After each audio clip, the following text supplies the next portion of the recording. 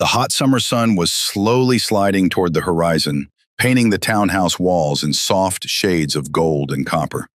The air in the suburbs of Atlanta was heavy but not stifling, infused with the scent of blooming honeysuckle and freshly cut grass. In the distance, there was a faint, steady hum of air conditioners, while the water in the pool behind the houses shimmered lazily. On a wooden lounge chair, under the shade of a wide umbrella, sat Marcus Henley, a tall African-American man in his mid-30s with a calm gaze and a tired smile. In his hands was a worn book on the philosophy of Stoicism.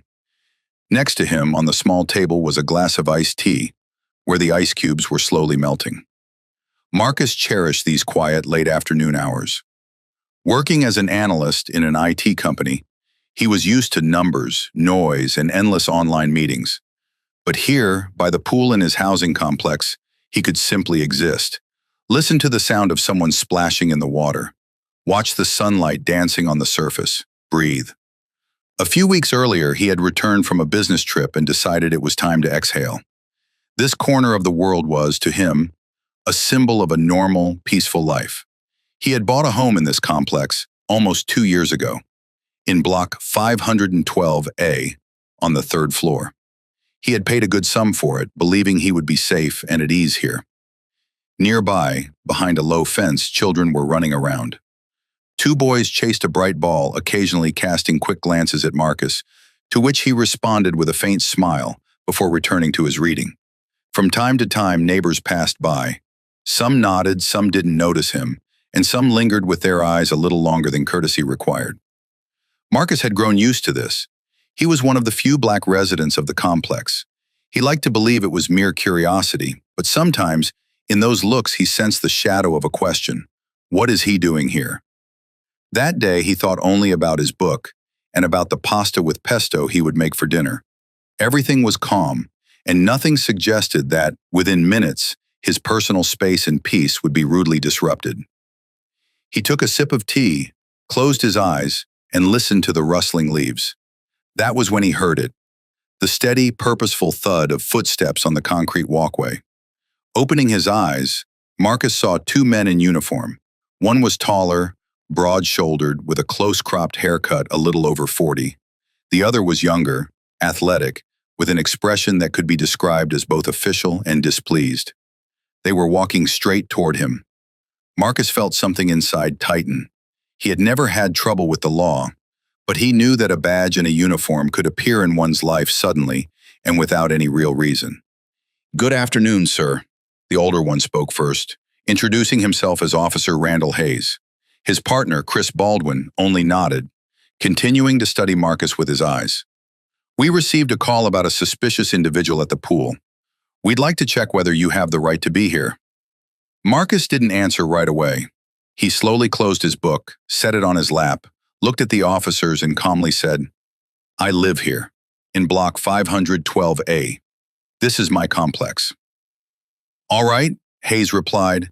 "Then please show us your ID and your pool key card." Marcus reached into his pocket, pulled out his wallet, and took out his driver's license and a plastic card with the complex's logo. He handed them to the officer, who examined them closely but showed neither warmth nor apology in his eyes. "Still, sir," Baldwin interjected, "we need to be sure you actually live where you say. Would you mind walking with us to your apartment?" Something inside Marcus shifted. This was the moment when calm met persistence, the kind that carried not only a sense of duty, but also bias. He knew he was under no obligation to do this. He knew he had broken no rules. He took a deep breath but didn't yet respond. He just looked at them intently, as if weighing whether to answer firmly or keep his tone even for now. In that moment, the heat seemed to grow heavier, and the sounds of children's voices faded. The story was only beginning. Marcus kept his gaze steady, feeling the heat of the afternoon sun pressing against his shoulders. The officers stood just a few feet away, their presence pulling the quiet out of the air like a sudden drop in pressure before a storm. "I'm not going to walk you to my apartment," Marcus said evenly. "I've shown you my ID and my key card. That should be enough." Officer Hayes' jaw tightened slightly.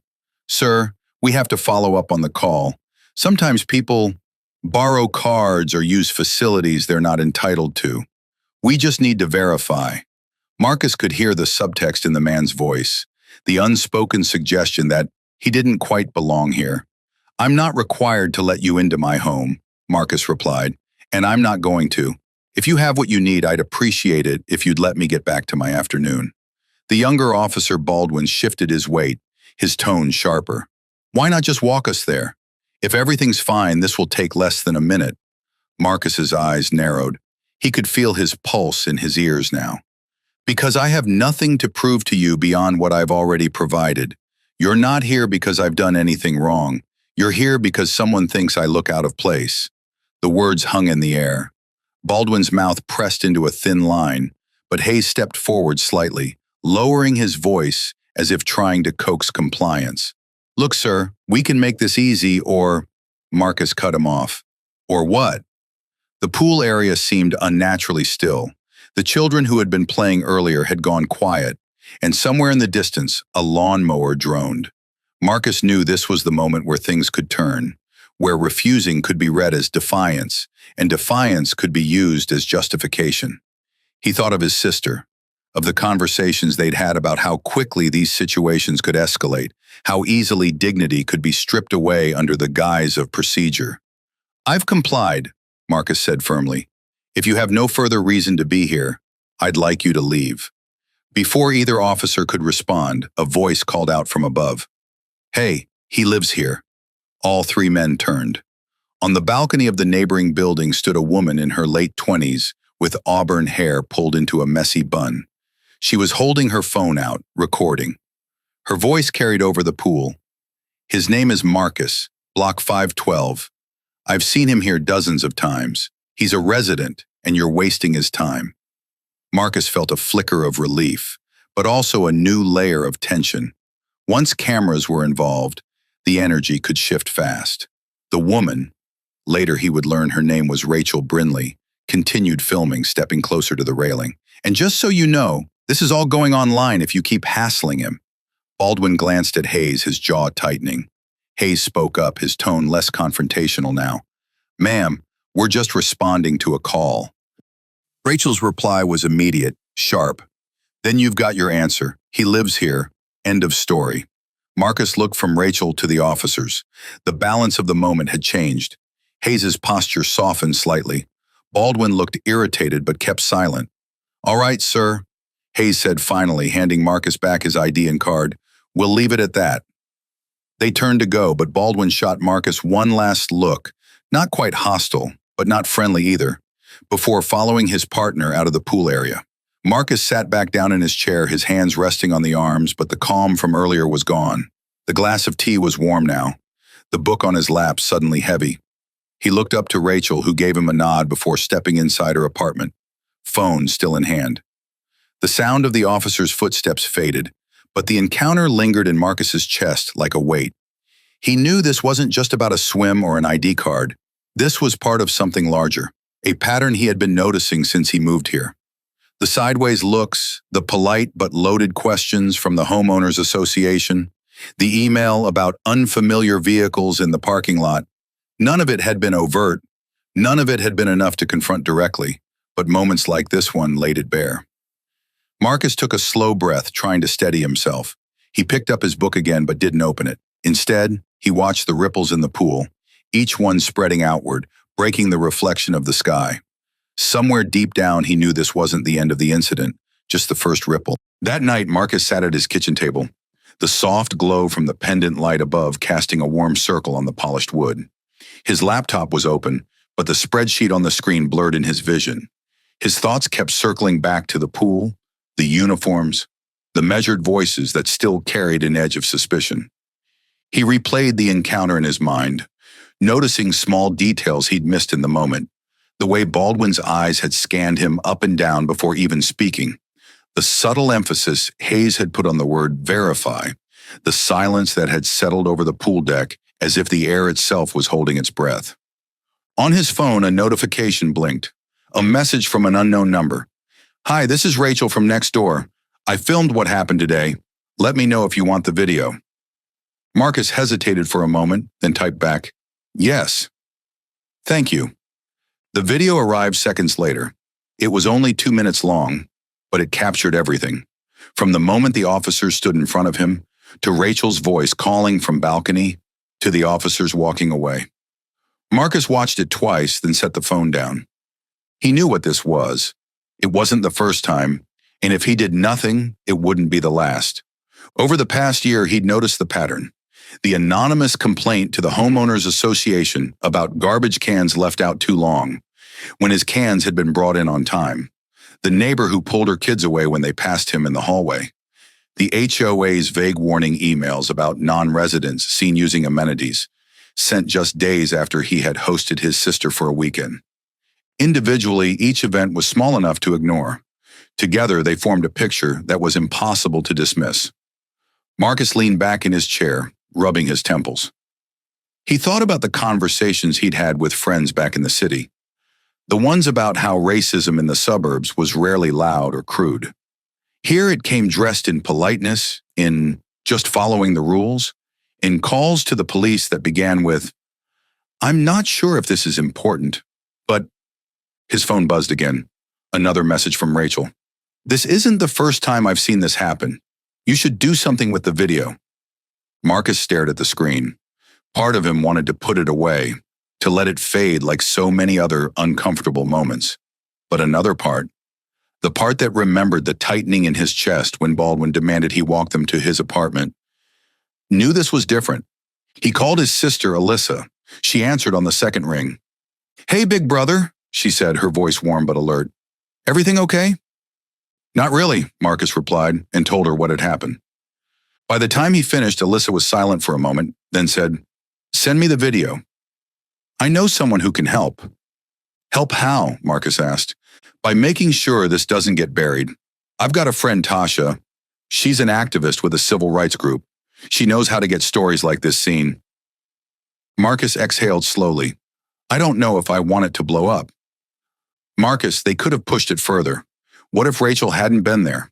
What if you were alone and they decided to take you to the station just to clear things up?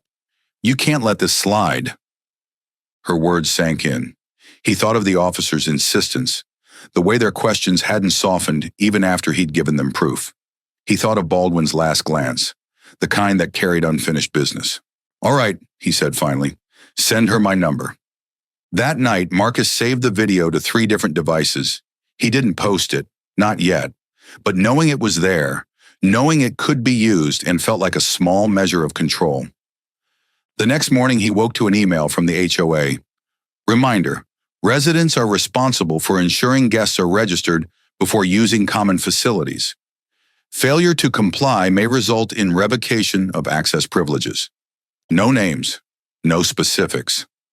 But Marcus knew exactly what it referred to. He closed his laptop without replying. By mid-morning, Tasha had called. Her voice was direct, steady. "I saw the video. You need to file a formal complaint with Internal Affairs and with the HOA at the same time." Marcus rubbed the back of his neck. "You think they'll actually do something?" "They'll have to, and if they don't, the media will." For a moment, Marcus imagined the headlines, the comments, the strangers dissecting his life online. It wasn't a pleasant thought, but it was better than silence. He agreed to meet Tasha later that week. That evening, Rachel knocked on his door. She was holding a small container.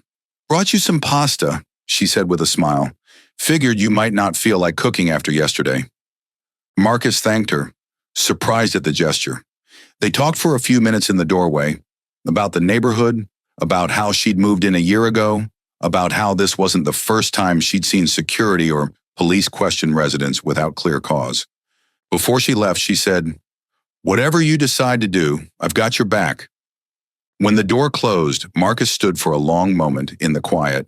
He thought about how, in less than 24 hours, his peaceful summer afternoon had shifted into something else.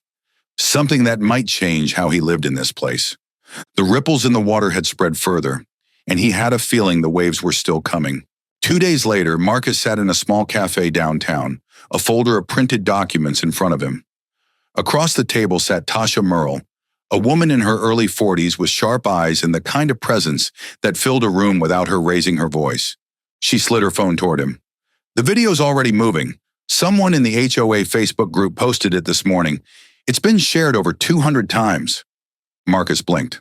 I didn't post it. You didn't have to, Tasha said. These things have a way of finding their own audience.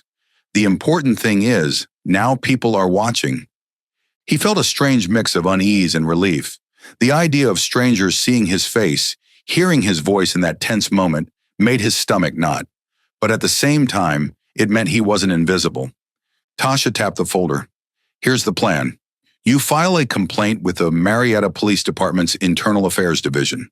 You also file one with your HOA in writing, requesting a formal review of security protocols and a prohibition on racial profiling under the guise of safety.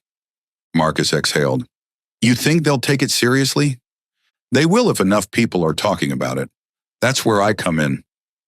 By the time they left the cafe, Marcus had signed the paperwork. The complaints were official. That afternoon, Rachel texted him a screenshot, a local news station's Facebook page featuring a short article titled, Resident Questions Police Conduct at Community Pool. It included a still image from her video. Marcus standing by his chair, 2 officers in front of him. The comments section was already buzzing. Some people wrote words of support. This is unacceptable. Proud of you for standing your ground. Others were defensive of the police. They were just doing their job. If he has nothing to hide, what's the problem? Marcus read a few, then closed the app. He'd known this would happen. The split in public opinion, the strangers debating his life as if it were a hypothetical scenario. That evening his phone rang. It was a reporter from the local paper, the Marietta Ledger. She wanted to interview him. Marcus hesitated. I'm not looking for attention, he said. I understand, the reporter replied. But these stories help shape policy. They let people know what's happening in their own neighborhoods. In the end, he agreed, on the condition that Rachel could be part of the interview. The next day, they met the reporter in the courtyard. Rachel recounted what she'd seen from her balcony, how she'd felt compelled to start recording when she realized the conversation wasn't just a routine check. Marcus spoke carefully, explaining that it wasn't just about one afternoon by the pool, but about a pattern of behavior, subtle, persistent, and damaging. I bought my home here because I wanted to belong, he said. But belonging doesn't come from proving over and over that you have the right to exist in a space you've already earned. The article was published the following morning.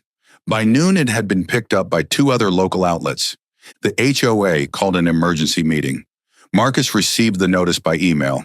Special session to address recent community concerns. When he walked into the meeting room, it was already crowded. Neighbors filled the chairs, some leaning against the walls. At the front table sat the HOA board. 5 members, all wearing the strained expressions of people who knew they were under scrutiny. The president, a man named Carl Whitmore, cleared his throat. We're here to address the recent incident involving one of our residents and the police. We value the safety and respect of everyone in this community. Marcus stood when invited to speak. He felt dozens of eyes on him. This isn't about one incident, he began.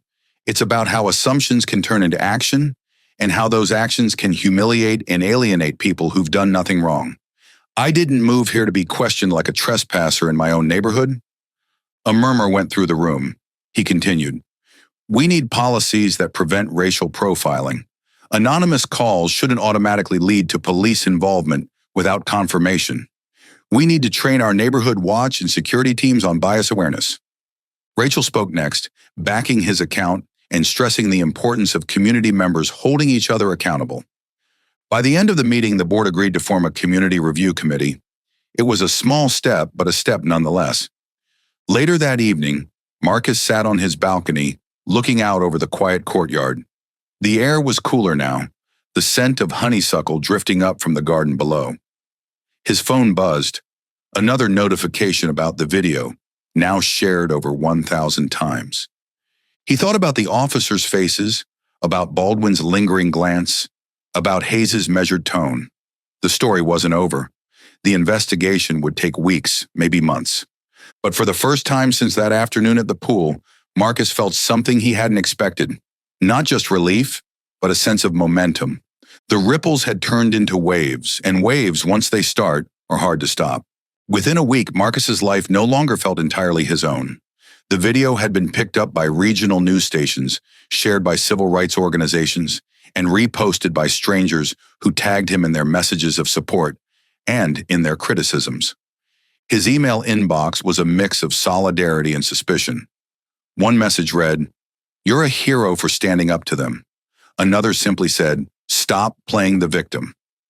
Tasha called every other day, updating him on the status of the internal affairs complaint. "They've officially opened the investigation," she told him one morning. "Both officers have been placed on administrative leave. That's a good sign."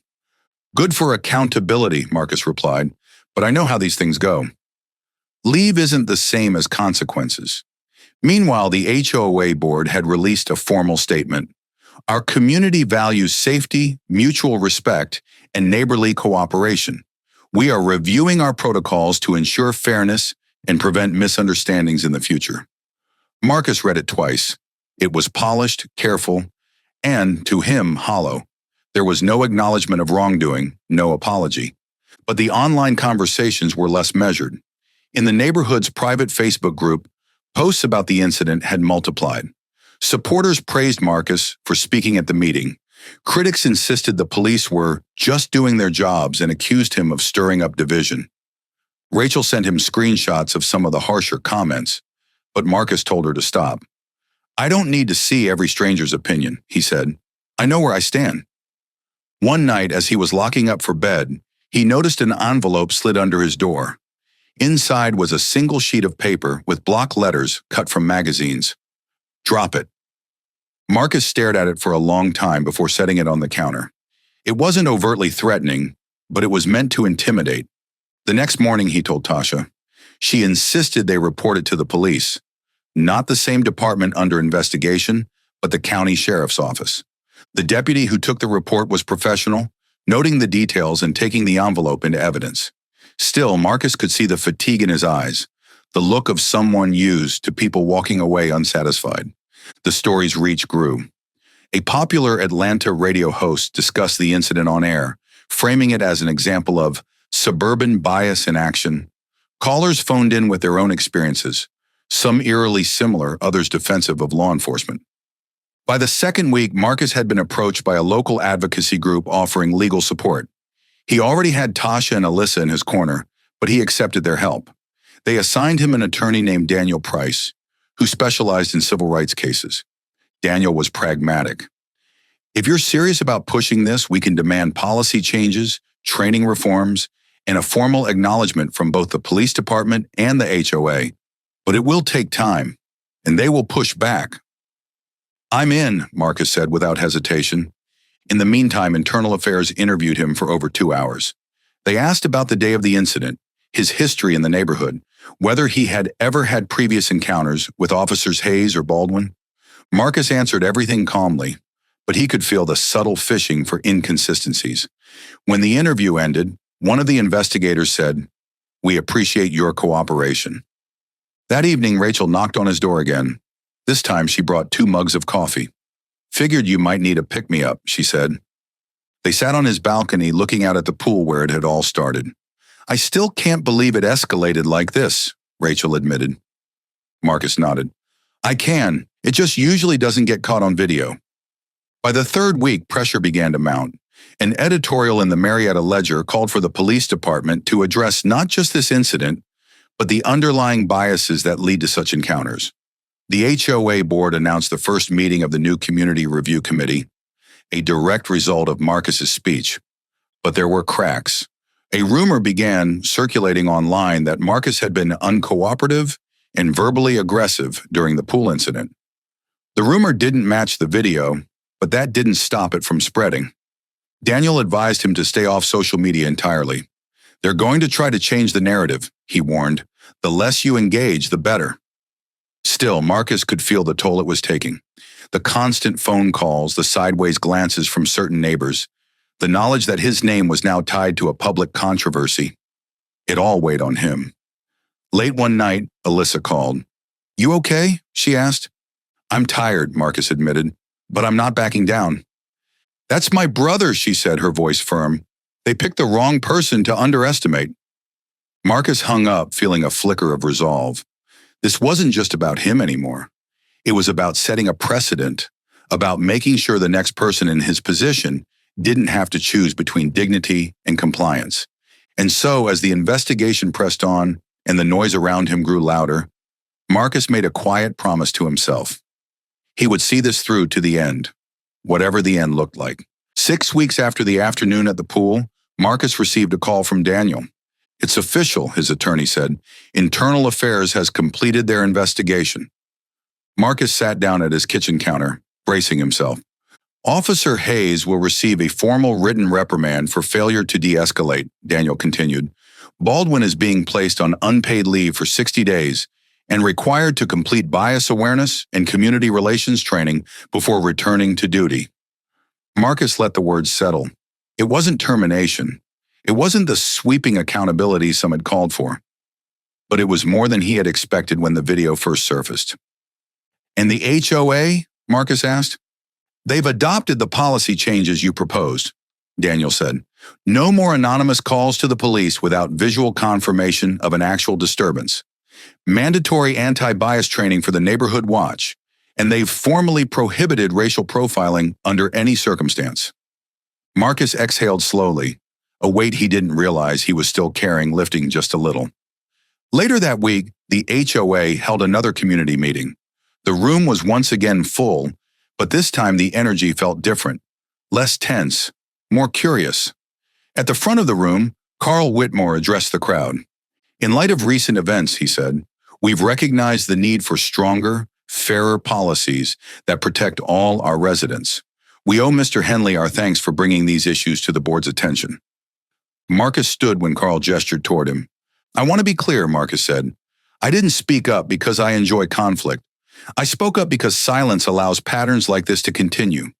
This was never just about me. It's about the way we see each other and the kind of community we choose to be." A few people clapped, then more joined in until the sound filled the room. Rachel caught his eye from the second row and gave him a small, proud nod. In the days that followed, Marcus noticed small but meaningful changes. Neighbors he barely knew stopped to greet him. Parents didn't pull their children away when they passed him on the walkway. Even casual interactions felt warmer, less guarded. One afternoon, while collecting his mail, an older neighbor approached him. "I owe you an apology," she said quietly. "I made assumptions about you that weren't fair. I see that now." Marcus thanked her, appreciating the honesty even if it had taken weeks in a public controversy to get there. The story continued to circulate online, though it was no longer at the top of the news cycle. Tasha told him that other residents from different communities had reached out, asking how they could push for similar policy changes in their own neighborhoods. For Marcus, that was the most encouraging outcome. The ripples had moved beyond his block, touching people he would never meet. Alyssa called one evening. "I'm proud of you," she said simply. "I'm just glad it's over," Marcus replied. "Is it?" she asked. Marcus paused. "Maybe not entirely, but I think we've made it harder for this to happen again here, and that's a start." On the first truly cool evening of the season, Marcus returned to the pool. The setting sun cast a golden path across the water. He sat in the same chair where it had all begun, a fresh glass of iced tea at his side, and opened his book. The space felt different now, not because the pool had changed, but because he had.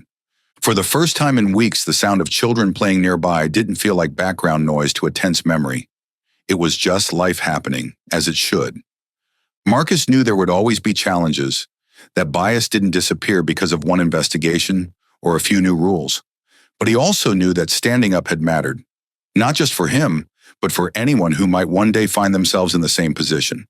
And as the air grew cooler and the shadows lengthened, Marcus allowed himself to simply be still, to belong without question. Weeks passed, and the rhythms of life in the complex began to feel steady again. The news cycle had moved on, the online debates had quieted, and the HOA's policy changes were now just part of the rules, printed in the resident handbook, discussed briefly during board meetings, and then filed away.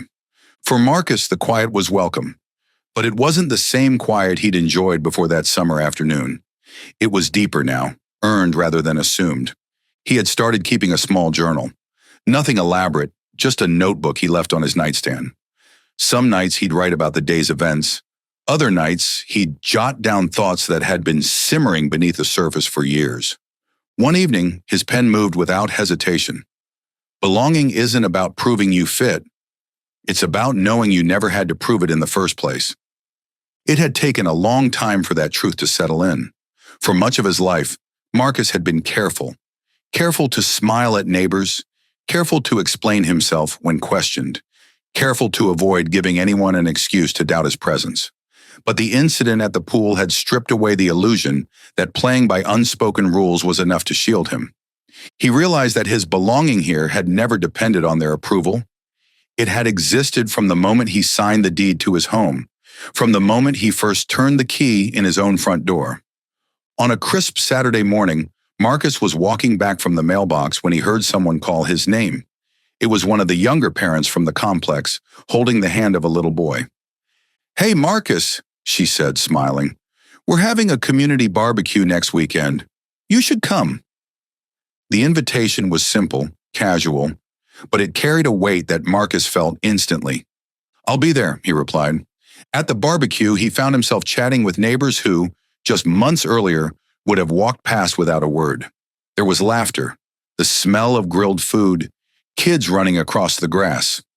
Rachel was there too, and at one point she raised her cup to him in a quiet toast. Later that night, back in his apartment, Marcus stepped out onto his balcony. The courtyard was still lit by the string lights from the barbecue, swaying gently in the evening breeze. He thought about the people who had stood by him. Rachel, Alyssa, Tasha, even strangers online who had spoken up. And he thought about the others, the ones who had resisted, who had doubted, who still might not understand. The truth was, he didn't need all of them to see him differently.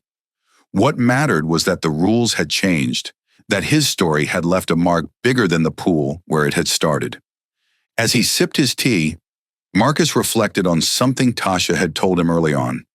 It's not about one fight. It's about making the next fight easier for the person who comes after you. He understood that now. Belonging, he realized, wasn't a gift someone else could give or take away. It was a fact, one he had claimed for himself, and one that no amount of suspicion or doubt could erase.